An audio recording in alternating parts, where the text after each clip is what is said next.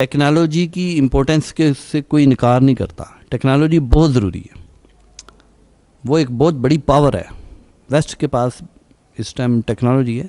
लेकिन आलम इस्लामी जो इस वक्त जिन प्रॉब्लम को फेस कर रहा है वो टेक्नोलॉजी भी है, लेकिन टेक्नोलॉजी का इतना बड़ा प्रॉब्लम नहीं है, बहुत बड़ा प्रॉब्लम है। लेकिन उससे बड़ा प्रॉब्लम ये है ट्रीटीज़, इंटरनेशनल ट्रीटीज़, माहदे जो आलमी माहदात किए हुए हैं, अक़वाम मुत्तहिदा के माहदात, IMF के माहदात। वेस्ट ने इस वक्त जो मुस्लिम वर्ल्ड को जकड़ा हुआ है, जो पकड़ा हुआ है, वो ट्रीटीज़ के ज़रिए, माहदात के ज़रिए उसने पकड़ा हुआ है,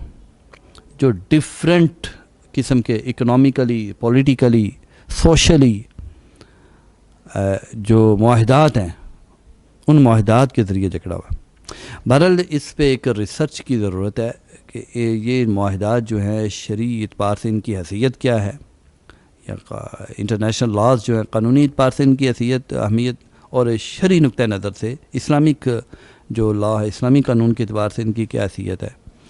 और इसके साथ साथ ये भी है कि